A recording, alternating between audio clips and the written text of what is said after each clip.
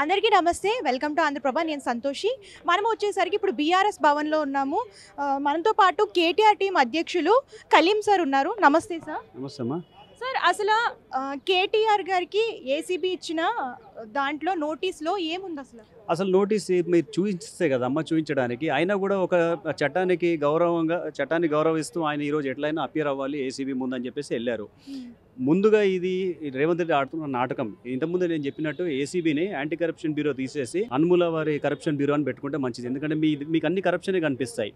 ఇది కోర్టులో ఉన్నప్పుడు ఒక రోజు 2 రోజుల్లో మనకు ఆర్డర్ రాబోతున్నప్పుడు ఆగమేఘాల మీద మీకు ఏం అవసరం వచ్చింది? ఇమీడియట్గా మీకు ఆయన కేటీఆర్ గారిని ఏసీబీలో పిలవడానికి అసలు మీకు ఎందుకు ఇంత తొందర వచ్చింది? ఆయన ఏసీబీ పిలిచినప్పుడు ఇంట్లో సెర్చ్ చేయాలన్న ఆలోచన ఎందుకు వచ్చింది? అంటే ఇదంతా ఒక గేమ్ లా క్లియర్ కనిపిస్తుంది. ఈ కాన్స్పిరెన్సీ ఇది చాలా పెద్దది. సార్ని ఇంట్లో ఇక్కడ ఏసీబీ పిలిపించేసి ఇంట్లో సెర్చ్ వారెంట్ పెట్టి అక్కడ ఏదన్నా మళ్ళీ కొత్తగా దొరికినట్టు మళ్ళీ 2-3 కేసులు దబాయించడానికి, పైగా ఇవన్నీ హామీలు డైవర్షన్ పాలిటిక్స్, రివెంజ్ పాలిటిక్స్లో భాగంగా మాత్రమే ఇబ్బంది పెడుతున్నారు. ఇది సార్ ఇప్పుడు కేటీఆర్ గారు న్యాయవాదిని తీసుకుని వెళ్ళారు కదా, అసలు ఏం రిప్లై ఇచ్చారు ఏసీబీకి?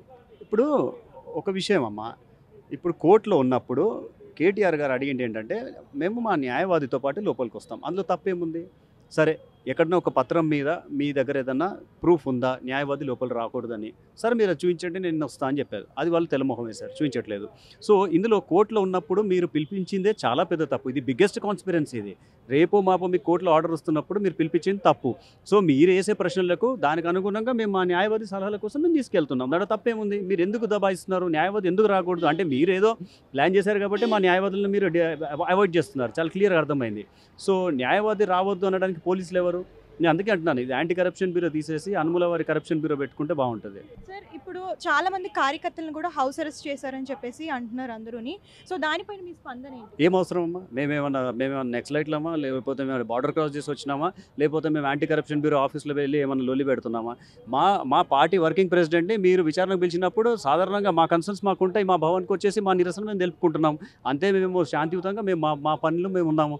మేము ఇక్కడ రోడ్ల మీద ఏమన్నా హంగామా చేసామా, లేకపోతే లీగల్ ప్రొసీడింగ్స్కి ఏమన్నా మేము అడ్డుకున్నామా? కాదు కదా.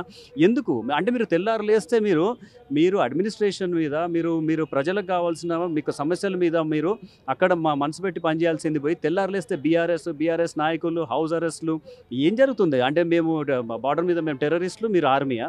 తప్పు కదా ఇది. సార్ అసలు కేటీఆర్ని అరెస్ట్ చేస్తారని చెప్పేసి చాలా మంది అంటున్నారు. ఒకవేళ అరెస్ట్ చేస్తే దానిపైన మీ స్పందన ఏంటి? ఇప్పుడు అరెస్ట్ చేయడానికి మీకు ఏముందమ్మా? మీకు ముహూర్తం కావాలా? ఒక 4 నెలల నుంచి అరెస్ట్ చేయండి. మరి మీకు దమ్ముంటే అరెస్ట్ చేయండి. ఇప్పుడు మీరు అక్కడ అవినీతి జరిగిందని మీరు చెప్పినప్పుడు 4 గోడల మధ్యలో 4 కోట్ల ప్రజల ముందు మీరు వినాలి కదా. మీరు అసెంబ్లీలో మీరు ఎందుకు తీసుకోలేదు ఈ పాయింట్? ఆయన అంటున్నారు మీరు 50 కోట్లు 45 కోట్లు అని మీరు మాట్లాడుతున్నారు కదా. సరే, మీరు 4 గోడల మధ్యలో కాదు, మీరు క్యాబినెట్లో మీరు తీసుకోవాల్సిన నిర్ణయం కాదు ఇది. క్యాబినెట్లో ఎవరినైనా అరెస్ట్ చేయాలని చెప్పి తీసుకుంటారా? క్యాబినెట్లో రాష్ట్ర అభివృద్ధి గురించి, ప్రజల సమస్యల గురించి ఎవరన్నా డిస్కస్ చేస్తారు. కానీ సరే, మీరు ఆ 4 గోడల మధ్యలో చేశారు కదా, నేను ప్రూఫ్ చేస్తాను అది ఏ పరిస్థితుల్లో మేము అప్రూవల్ చేయాల్సి వచ్చిందో. రెండోదమ్మా, ఇప్పుడు 4 కోట్ల మంది ముందు అసెంబ్లీలో పెడతా అంటే మీరు ఒప్పుకోలేదు. రెండోది, ఆయన విధానపరమైన అప్రూవల్స్ ఇచ్చారు. కింది స్థాయిలో ఇప్పుడు మీరు బ్యాంక్కి వెళ్ళాలన్నా కూడా, మీకు ఏమైనా ట్రాన్సాక్షన్స్ ఉన్నా కూడా దానికి ప్రోటోకాల్ చేయాల్సిన ఒక పద్ధతి ప్రకారంగా దానికి సంబంధించిన ఒక టీం ఉంటుంది, ఒక స్థాయి ఉంటుంది. అరవింద్ కుమార్ గారి నుంచి మొదలు పెడితే కింద స్థాయి వరకు ఆ ప్రోటోకాల్ చూసుకుంటారు. ఇప్పుడు కేటీఆర్ గారు వెళ్ళేసి అది ఫేమా రూల్స్ ప్రకారం వెళ్ళినాయా, పిఎంఎల్ఏ యాక్ట్లో అందులో ఏమైనా అవినీతి జరిగిందని కేటీఆర్ గారు ఇట్లా చూస్తారమ్మా? అది రాష్ట్రానికి పెట్టుబడులు తీసుకురావడం, అభివృద్ధి తీసుకెళ్లడం మంత్రులు, ముఖ్యమంత్రులు, ప్రధానమంత్రులు, రాష్ట్రపతులు చేసే పనులు. అట్లాంటి ఇప్పుడు ప్రధానమంత్రులు కూడా సంతకాలు ఆపేయాలి. మరి సార్ అసలు ఏసీబీకి కేటీఆర్ గారు ఏమని రిప్లై? ఇప్పుడు కేటీఆర్ గారు చెప్పింది కూడా అదే అమ్మ. ఆయన ఏదైతే స్టేట్మెంట్ ఇవ్వాలనుకున్నారో ఆయనని అలో చేయకపోవడం వలన అడ్వకేట్తో ఆయన రాతపూర్వకంగా ఇచ్చేశారు. ఇది నేను చట్టానికి లోబడి, చట్టాన్ని గౌరవిస్తూ నేను ఏసీబీ నోటీస్ని అందుకొని విచారణకు హాజరయ్యాను. కానీ మీరు అడ్వకేట్ని అలో చేయలేదు. ఇప్పుడు ఎలాగో ఇది కోర్టులో ఆర్డర్స్ పాస్ అవుతుంది. దానికి అనుగుణంగా నేను మీకు సహకరిస్తాను, విచారణకు సహకరిస్తాను. మీరు ఎప్పుడు పిలిచినా వస్తాను. ఆయన ఇప్పటికీ కూడా పాజిటివే ఉన్నారు. ఇప్పుడు మీరు ఒక అలిగేషన్ చేసినప్పుడు నన్ను నేను ప్రూవ్ చేసుకోవాలి, నేను అది తప్పు చేయలేదని. నేను చేయలేదని నేను వస్తా అంటే మీరు రానివ్వట్లేదు. అంటే మీరు ఒక తమాషా, అంటే ఒక పద్ధతి ప్రకారంగా ఈ సినిమా నడిపిస్తున్నారు. ఒక కాన్స్పిరెన్సీ అని చాలా క్లియర్గా అర్థమవుతుంది. అసలు ఫార్ములా ఈ కార్ రేస్లో అసలు ఏదైనా అవినీతి జరిగిందంటారా?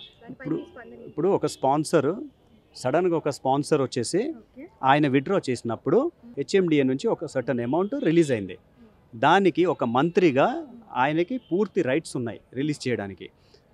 ఇప్పుడు అది ఆగిపోతే 92 దేశాలు పార్టిసిపేట్ చేసిన బిడ్డింగ్లో మనకు ఈ రేసింగ్ వచ్చింది. ఆ ఈ రేసింగ్ మన చేతి నుంచి పోవద్దు, రాష్ట్రానికి చెడ్డ పేరు రావద్దు అని చెప్పి ఒక మంచి ఉద్దేశంతో మనం అది అప్రూవల్ తీసుకున్నాం. దానికి కావాల్సింది ఏంటంటే ఆ కార్లు రావడం, అది ఇంటర్నేషనల్ వెహికల్స్ కాబట్టి అకామిడేషన్ ఉంటుంది, ఫుడ్ ఉంటుంది, మళ్ళీ రోడ్స్ బాగా చేయాలి. దానికి ఏదైతే మనకు ఈవెంట్ కావాల్సిన సరంజామా ఉంటుందో దాన్ని సమకూర్చుకోవడానికి రిలీజ్ అయిన అమౌంట్ అది.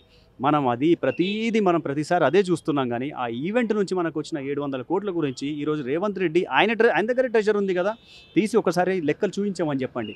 దాని గురించి మన రాష్ట్రానికి ఎంత రాబడి వచ్చింది, ఎంత ఆదాయం వచ్చింది. సో నేను మళ్ళీ చెప్తుంది ఏంటంటే, కోడిగుడ్డు మీద ఈకలు పీకడం తప్పించి ఇందులో ఒక అన్న పైసా కూడా అవినీతి జరగలేదమ్మా. Thank you. Thank you.